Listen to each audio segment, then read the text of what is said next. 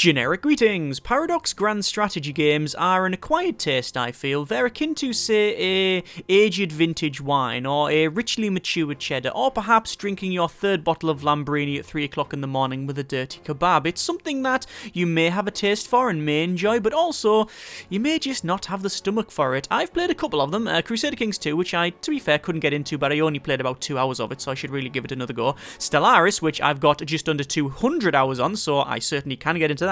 And Hearts of Iron 4, this thing, which is a game I've only put about 10 hours into, so certainly a first impressions here, not a review and all of that. I'm going to show you a little bit of the game, and I do stress a little bit because the game is so expansive, large, and just monstrously colossal like the Soviet Union here, that I just wouldn't be able to go through everything. And also, I'm at that point now where I know enough to know that I am extremely ignorant on what this game can offer. Like, I know there's a lot of things I'm missing out. I know that there's going to be several things that I am in error of and just plain wrong about, I'm sure. And also, I know that I'm just scratching the surface on what this thing can really provide. But anyway, let's just go through it a little bit, and I'll show you a bit of it. This is a game I've been playing for, I think I was playing from 1936, so we've been playing a couple of years now. I think the game ranges from 1936 up to, we'll probably be in the late 40s, maybe even early 50s. I wouldn't know because I've never got that far. The only game I have sort of got through to completion was a game when I was playing with a friend, and me and him played it a bit multiplayer, sort of comp stompy. And I was playing the United Kingdom, and there was a bit of a war, as you might imagine. We got to about 42, I think, and the Germans came and stomped the crap out of everybody after actually completely crushing the Russians, which is something I didn't expect. But yeah, we sort of gave up on that one. And this is a game I've been playing for, as I said, since probably a couple of hours into it. It's 1939, and as you can see, there's a lot of fighting around here. We've got a lot of French troops, a lot of my troops, the United Kingdom, and I think there's some Italians around here as well. Either way, there's a lot of fighting, but the game isn't all about fighting, even though it is really a World War II game. It's about things like your political setting, your ethos, your overall focus. So as you can see here, I've focused in things like extra research and Royal Tank Regiments and things like that. You've also got things to do with other empires. That's my Stellaris coming through. Other nations and such, so your Commonwealth ties, strengthening them up, or maybe fortifying the rock, or you can actually coerce Spain instead, like one of the other, so you can actually say, look, let's just make Gibraltar a big bastion, or we can actually say, no, look, we want to get on with Spain, things like that. And you've got other things as well that can only happen once certain triggering events go through. So, for example, in order to get the Military Training Act, which increases, what is it? Remove national spirit, the war to end all wars, apparently, which is something we should probably go for, because I think that is a downside. Hang on. Yeah. Recruitable population factor minus 25%. So we want to really remove that. So once we've finished with this thing, which is going to be in only a couple, not many days now, I think it's about 20 odd days, we can get that one. And you can see it does have a requirement. So one of the following must be true. So be at war or more than 50% world tension. World tension is this thing on the top right, and it's very, very important. So in early game, I like it because it sort of fluctuates between like maybe 1 and 5% up and down as different nations bicker and squabble, and you can make it go up and down based on the nation you are playing, because most of the major, I would say the major nations, the big nations, so you've got your France, United Kingdom, Germany, Soviet Union, I believe Poland, Italy probably, United States, things like that. They have their own political tree here, this focus tree, as well as their own units, and these units here, these brigades and stuff, their own units and such. And then if you play like, I don't know, where's someone's, I don't know, say like Cuba or something, right? That, like, you've just got a generic tree for that. But once things go up and down, you can then select these different things, and it'll give you different bonuses and stuff like that. In terms of the other political stuff, you've also got like laws in government which you can change. So you've got different people in charge. So you've got Bevan, for example, who's increases my construction speed and stuff. And they're all historical figures and such. So we've got Neville Chamberlain. In the last 2 games I've played, he's just went and died instantly, and then obviously Churchill's come in. Or you can actually pick someone else as well, so you can change the course of it. It was interesting that the first game me and friend played, you can see that currently we've got 2 Spains at the moment, and we zoom out a little bit. We've got Nationalist Spain and Spain. And what happened is, currently they're a civil war, essentially. And what happened is, right early on when we started, he was playing Americans and I was playing the United Kingdom. We decided to flip Spain, so we immediately go to Spain, we have a little chat with them, and we tried to boost party popularity and started to boost the democratic Spain, and essentially flip them to a democracy, which I thought was quite an interesting one. I thought that was quite good. You can see they're currently a fascist there, I believe, but they do have a 37% Democratic Party ideology. But we did flip it, and we got them on our side, and then it was great because we held off the German border until essentially the Japanese came in and sledged part of the Soviet Union, and then the Germans met up, and then they went, you know what, let's shake hands, and then I'll go this way, you go that way, no problem, and that's when it all sort of fell apart. But the actual story of that was interesting to see it unfold and stuff, because it is about like the changes and like how different things, even perhaps at the opposite side of the globe, can affect stuff on your side. Anyway, we've got other tabs as well. So you've got research. So you can see I'm currently researching Engineer Company 2. It takes a certain amount of days, and I don't think you can. Well, you can speed it up, and it's based on what you've got in your focus tree, as well as the different people you've got. I've got not enough political power to add anyone else, which is a shame. You can get different people, as I've said, so you can say, look, put a industrial concern, so you select an industrial concern, so it takes 150 political power, yeah, and then you can say the AIOC, which that gives us a industrial research time of -10, or General Electric, which is electronics research. In terms of research, again, they are all broken down into different trees, so you've got your infantry, which, as you can see, you've got different types of weapons and support equipment and different divisions and such. You've got your support battalions, so you've got your recon companies and stuff. And all of these, I'll show you in just a moment where you can build your own divisions. You've got your armor, so again, this is United Kingdom, so you've got all of your standard United Kingdom stuff. As I said, if you play like a generic tree, I assume it just says medium tanks, heavy tanks. So you got your Vickers, wouldn't really call that heavy. You got your Churchills, your Black Princes, your Tortoise, Centurions, Comets, things like that, your Valentines, Crusaders, and Cromwells. You can see they've all got a time period as well. It means that that's when they were, like, I sense made and outputted at the time. Give or take, the standard leeway stuff for balance and all of that. But it doesn't mean you can't say absolutely storm up the armoured tree, for example, and go for like a tortoise. That says 1943. But I don't believe they were even fielded. I think there was a couple on a train when the war ended in 45 or whatever. But whatever. Anyway. So you could go for storm up the tortoise and stuff if you really wanted to, but you can see it says time to research for the Churchill, for example, is 418 days, because it's 1.19 years ahead of time. So if you're trying to research something ahead of time, then it will cost you more, but it doesn't mean you can't do it. It means that, if you don't have all the bonuses, it's just going to take you longer. So you might want to, like, go up for, say, for example, if you go down to this thing here, hang on, where is it? I've already got it. Royal Tank Regiment. 150% research bonus for armoured technology, so I have that bonus, so I can actually research these a little bit quicker, which is good. You've also got things like your tank destroyers, SPGs, and AA, so TDs, tank destroyers, it's just generally fixed gun stuff used for taking out tanks, so I guess it would be turreted stuff. SPG, support gun, essentially, it's a big artillery piece, and then you've got your AA, which is anti-air, so, all of them, you could research the variants and stuff. Artillery tree, same sort of thing. Your doctrines are interesting. It's something I didn't really truly understand, and it was a bit difficult to understand. Essentially, you pick a doctrine, and it gives you overall bonuses to how you play and fight. I was going to go up this infiltration one, which is an interesting one. You can do like little raids and stuff, or you get bonuses for different things. Again, it's all about the pluses and minuses and how you want to tailor your forces. You've got similar thing for the Navy and a naval doctrine. Again, same thing for the Air Force. As United Kingdom, I tend to go for quite a big Air Force, and then just make just a massive wall of planes around the United Kingdom, so people can't get in. Air doctrine, same thing. You've got your engineering tree, things like computer machining, radars, and the stuff think is quite interesting. Atomic research, which when I first started playing the game, I went ooh and started researching it early on, which is not something I would recommend, but you can go for that. Same as rocketry would unlock stuff, and then you got your industry as well. So there's a big tree, but as I said, the trees will vary based on your nation. and whether you're like a one that's in the game or just like a generic one. Other stuff to do with trade, which is, yeah, it's a nightmare. You've got loads of different trade goods. Actually, you haven't got that many trade goods. It's oil, aluminium, rubber, chromium, steel, and tungsten.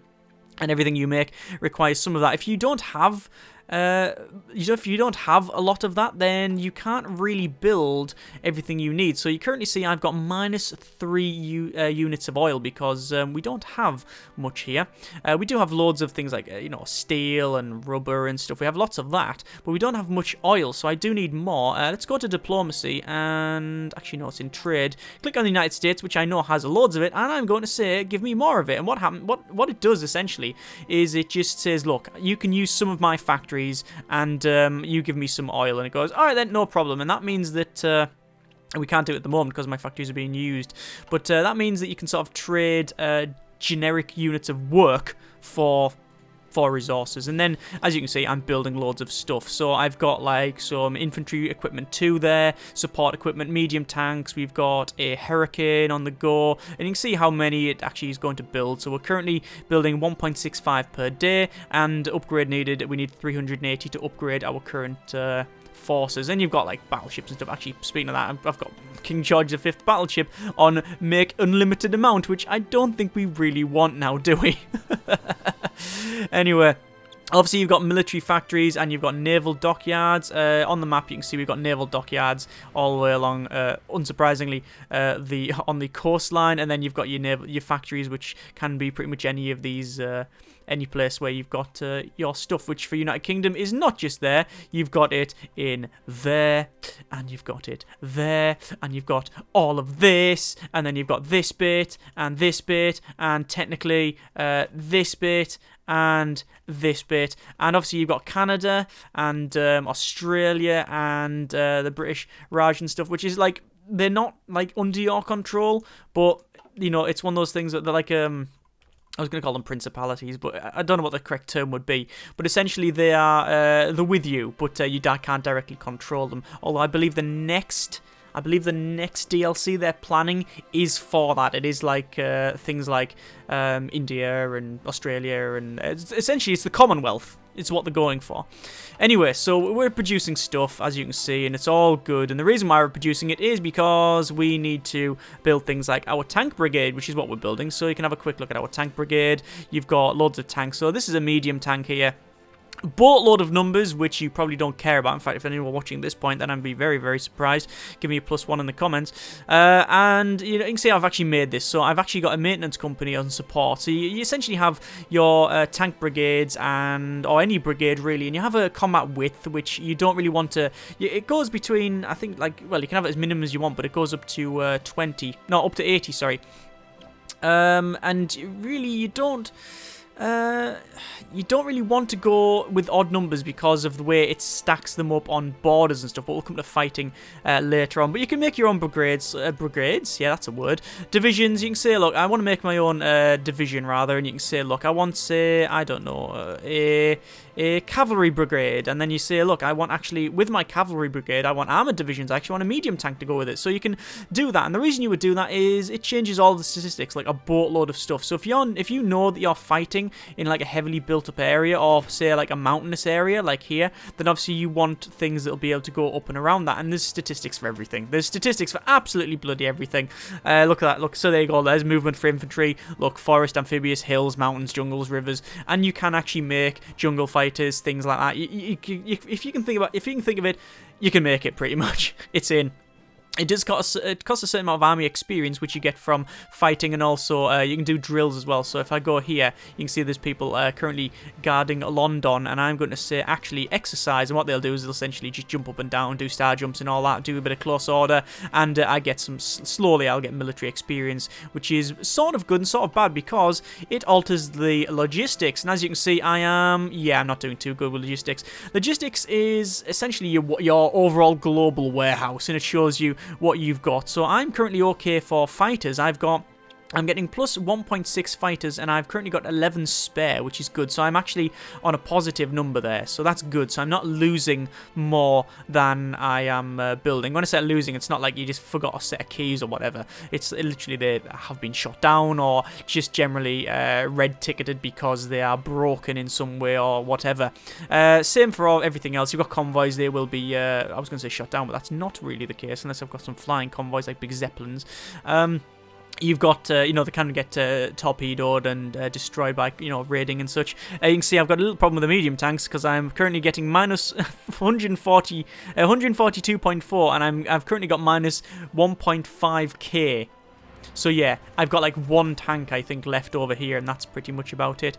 Always with the jump cuts because of reasons. So anyway, right, we've gone through all of this. That's just one set of tabs over there, and we've got a lot more. So things like, oh god, can you see how big this game is? It's quite expansive. We've got our overall default map mode, which as you can see shows us like a boatload of people attacking. We've also got naval, which shows us like where we've got influence, where we've got control. So at the moment in the eastern northern sea, I currently have a lot of ships, and they are on patrol at the moment, so they will sort of go up and down. If there's anything they spot, they will engage it. English Channel, similar sort of thing. What I'm going to do is click here, where I've got things like Reserve Fleet, Portsmouth Fleet, and the Channel Force. I'm going to select the Channel Force. I'm going to send it over to here, and I will actually put it on probably Search and Destroy.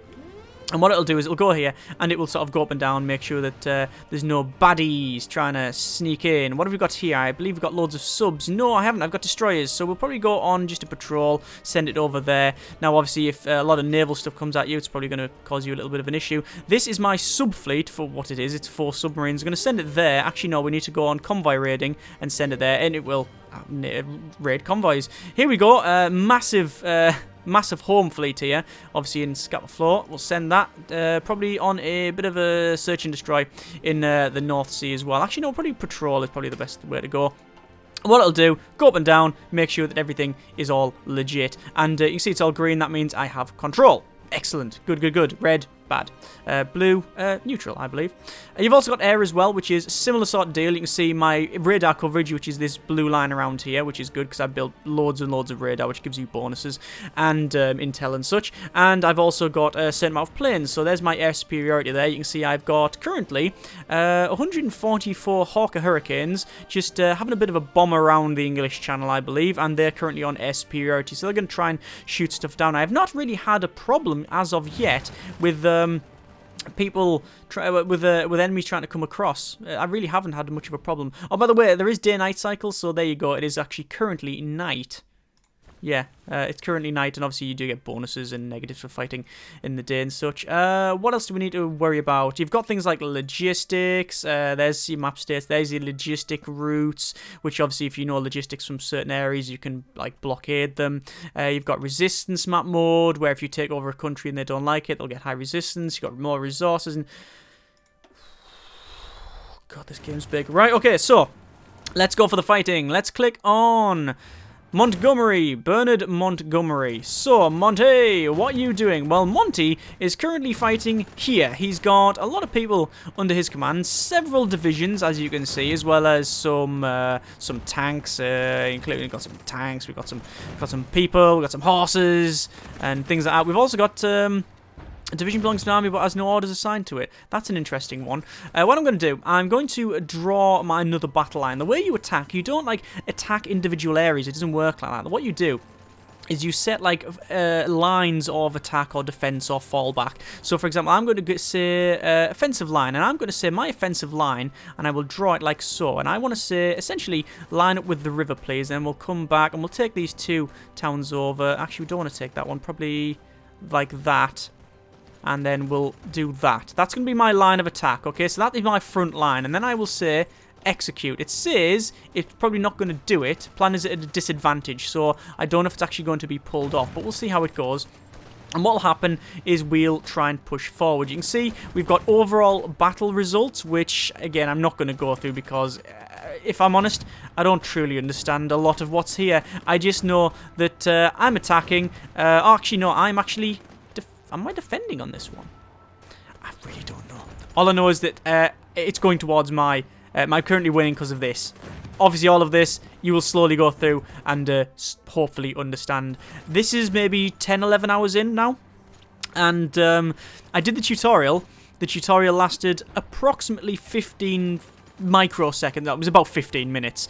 And on every single tab, it would tell you to do stuff. And then it would say, oh, if you want to know more, click this. And it would take you to the Wikipedia link. Which was, yeah, useful at times. But also, it's something that I didn't really want to go and read. Oh, by the way, the reason there's nothing much happening because I've got it paused. So I'm going to unpause it so we can actually crack on. We'll also speed it up. Obviously, you can put it to like really fast speed, which is night, day, night, day. You get the idea. What I'm going to do is pause it again because Finland rejects Soviet demands, so this can't end well. Actually, we'll unpause it there. We've got a couple of things to deal with up here. You can see who we're at war with. There you go. So we've got the German Reich, the Slovakians, Nationalist Spain, and Italians. And it's against France, Poland, Canada, South Africa, New Zealand, Australia, United Kingdom, British Raj, Netherlands, Belgium, and Spain. Where are the Yanks? Can we not get some Americans in? You alright, mate? How you doing? I don't know. Invite to faction? No, they will not. They will not join. Negative minus 70. Need at least one more positive than negative for acceptance. And they've got a base reluctance, and we already have a war that we may be drawn into. It's probably easier to get them. I was going to say easier for them to. If they're obviously already at war, then it's easier to draw them in. But if I'm not at war, it might be easier as well. But the only way to get them in, I think they need to be 100% on the percentages here for the world tension. So I don't know if that'll actually be possible without a war. I assume not. Anyway, loads of stuff up here. We've got naval battles going on. There you go. It looks like it is the. Well, I don't know what it is because it's just sunk. They've got 2 ships and they're engaging a lot of me. Oh, ace pilot promoted. Who dares wins? You get ace pilots and stuff, and that's good, apparently. Yeah, we've got a fight here going on here. I am absolutely creaming the 2 ships that they've got. Kriegsmarine going down. I should really name my fleet apart from just calling it the United Kingdom fleet. You can see things sort of stutter all over the place and move around. It's just the way it displays it. Also, the naval fight is not necessarily like right at this, like it's not like in one go. It might disengage because you'll break contact and stuff like that. And it's also based on the information that you know at the time. Looks like there was a fight here as well, which was 2 submarines versus 144 planes, 35 ships. So a lot of stuff. In terms of victory, yeah. So sunk. I lost 1 plane, and they lost. Yeah, I lost 1 carrier type plane, and they lost 2 subs. Yeah, don't try and engage the entire fleet. It's because they're on patrol, I believe. Yeah, they're on patrol, so they're just going up and down looking for things to shoot, and yeah, they're finding it. How is the attack going on here? You can see it goes between green and red as they're attacking and defending. Look, there you go. I'm actually losing this one, so I'm probably going to get pushed back. The problem is that I really don't have any reinforcements. Like, I'm pretty much maxed out in terms of my forces here. We've got a big battle line going on here, so they are getting defeated, I think. But, yeah, let's turn this off. I pretty much turned the day-night cycle off because it's a bit of an annoyance. It's not working here, so what I'm going to do instead, I'm going to click on them, and I'm going to show you we've got offensive line, fallback line. I'm going to say a fallback line, and I'm going to actually say fallback line is there. Right, that's my fallback line, and then what I'll do is I will actually say, do I actually say fallback? You have a fallback line, and do I really want to fall back now? I don't know. No, we'll leave it for now. Essentially, it means that if I want to, I can tell them to actually go and fall back to it, but you've got aggressively execute, balanced manner, or carefully execute. See, this ain't working. This ain't working, sadly. You can see my overall push, this, and it shows you where they're trying to go. It's because they've got mountain troops, though. They've got a mountain there as well. Don't know if that's going to work out. To be fair, it did say that it wasn't going to work out. And the problem is logistics as well. I've got, like, I've got no medium tanks. I'm losing them faster than I can make them. Which is generally not good, obviously. Do I really want to run away or not? Now we'll leave it. We'll now leave it. In terms of the nations that you play, obviously you've got some fairly big nations that control a lot of stuff, like the Soviets. You've got the United Kingdom, which don't necessarily control a big landmass, but they control a bit of everything all over the place. In fact, there's a lot of that. I mean, you've got like France around here. You've got France there. You've got Brazil in places. You know, what the hell's going on here? Oh, it looks like I have lost. I don't have superiority in the Eastern Mediterranean Sea. Well, that's not good. What sort of planes have I got? 36 fighters. Not really enough to sort that out, to be honest with you. Now, well, we've got 3 civilian factories. I haven't actually gone through these. Civilian factories are... I showed you the military ones, which you go to here, and it builds military stuff. Civilian ones, they build, well, civilian things. I mean, is that understandable, I guess? Yeah. Infrastructure, air bases, radar stations, things like that. Yeah, I guess so. So, infrastructure increases like the logistics supply, a radar station, it gives you bonuses and information. I'm going to build more military factories, so I'm going to put some in Yorkshire, and some in the Midlands, and in there as well, and just, you know what, I'll just put them everywhere. There you go, there we go, just everywhere, all over the place, just one of everything. And that's pretty much it all stuffed out until the end of time, because it obviously takes some time to do that. In terms of war, how's the war going? Eastern Mediterranean Sea, lost that in here. We've got lost air superiority here as well. Well, I only have 36 fighters to control, to try and contest the entire region, so that's obviously not going to go that well. Speaking of not going well, how it's going over here? Actually, I don't think it's going terribly badly. Let's speed up to max speed. And let's see, actually, second max speed. And you can see just sort of like how the battle lines will alter. So, I don't know what's happening. I'm missing equipment production. There's a couple of things I'm trying to make, but I haven't got it. Oh, here we go. We've got fighter command, which is one of my focuses here. What I'm going to do is go over this side and say that one there, 70 days. That will increase the amount of people we can recruit, because currently we've got a low manpower and we've currently got only 181 people, or 181,000 people we can potentially recruit. So the front lines are, I don't know if they're moving forward or not. The problem is I've lost all my tanks, all my armor. Oh no, I do have some armored brigades. What the hell is this? So, election, wartime exemption. So we can pick whether or not we can have an election, or we can wait until it's over. And if we go for take care of matters once the war is through, it will decrease base national unity and increase the communist and fascist factions by 5%. Or we can say normally, which increases unity, so we'll do that one. So, even though it's in obviously set time period, I wouldn't say like a set run through of timeline. It is based on reality, but then it'll change based on when you start the game. I think you can start in 1936 up to I think like 38 or something like that. So you can you can flip, for example, the United Kingdom to fascist if you want early on and stuff. And it would be an interesting simulation and playthrough. I think it would be an interesting thing. You can see some people actually falling back to my fallback line here. In terms of this, it's pretty much a stalemate. The problem is that I'm not resupplying anything.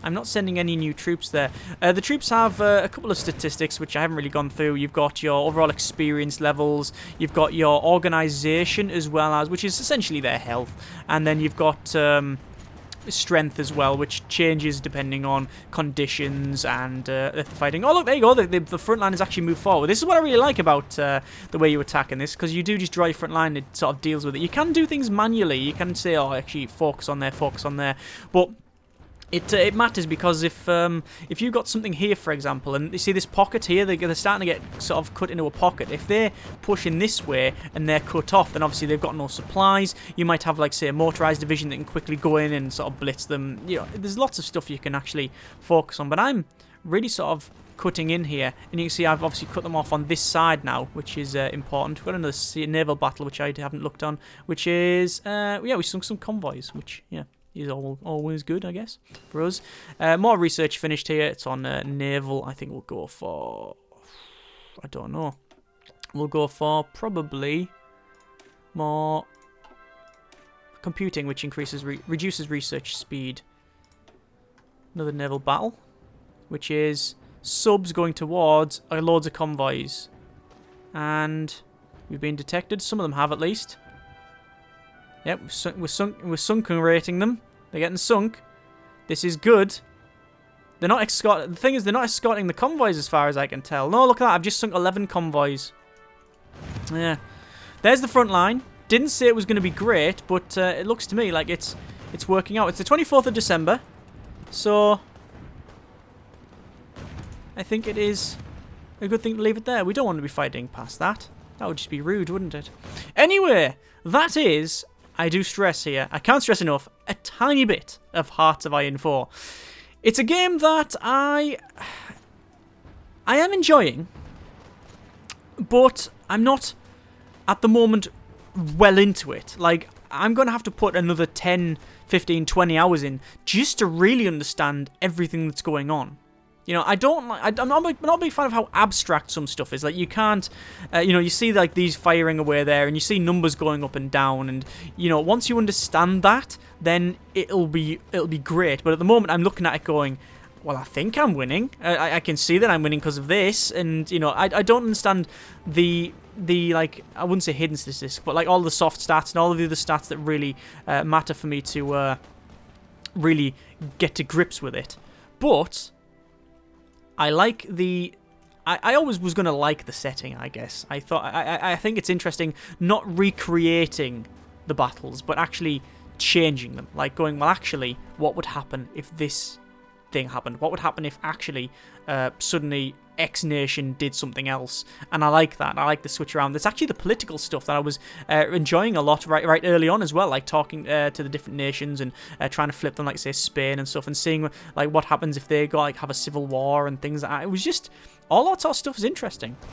I think in summary, if you like the idea of risk slash Axis and Allies, but with a load more stuff on top of it, you'll probably like it. If you don't, and you want something, if you want a simple World War II RTS, then probably Company of Heroes is for you. I don't think this is something you should look at. It's, like I said at the start, an acquired taste. And that's good, because, well, you might just find that you like something like this. You probably only find out after about 30 hours, but, you know, hopefully you'll enjoy the time along the way.